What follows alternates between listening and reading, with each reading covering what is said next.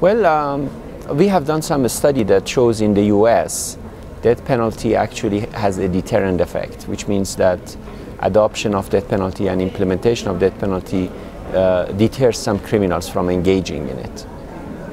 Unfortunately, I haven't done really a study about Mexico, so I don't know what the outcome would be for Mexico. One thing which is important is to see what segment of the criminals are going to be affected by the death penalty, or what kind of crimes are going to be punished by death penalty. So there are some crimes that the death penalty cannot deter. Crimes of passion, in cases where the individuals are insane, so on and so forth, that they do not do kind of like calculation. But in the US, it is shown that the death penalty is effective in cases of when the murder is meditated, when people have thought about it and approached it in a very rational way, then it can be prevented. It's controversial because some people actually think that the society should not engage in killing one of its citizens when it's actually telling the citizens not to kill each other. So it's some sort of moral dilemma.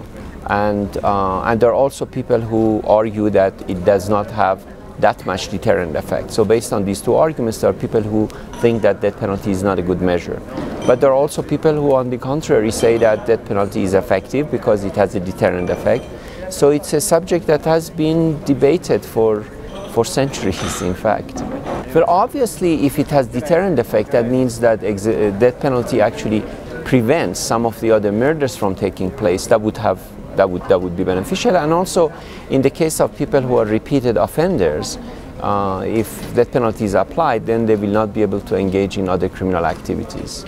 Yes, actually, we have conducted several studies on the effect of capital punishment on crime in the US. And the first study was a study that used data at county level, very disaggregated level. And in that study, we used a large number of variables, including law enforcement variables, judicial variables, political variables, demographic, economic variables, crime-related variables. And we found that each execution actually deterred 18 murders.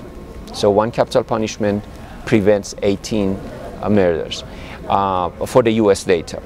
That was the first study. The second study, we tried to see what was the effect of the US moratorium on capital punishment, because US for a period of about 10 years they did not have death penalty.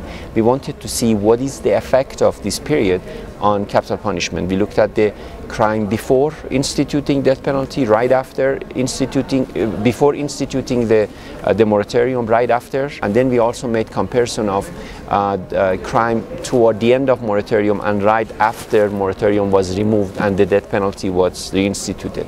And we found that introducing a moratorium, which means that stopping the death penalty, actually caused an increase, substantial increase in crime rate in the US, and then resumption of the death penalty led to a reduction in the death penalty cases. And this was the data, this was evidence based on raw data, but we also looked at the data controlling for many other variables that affect death penalty, and we found the same thing in that case also.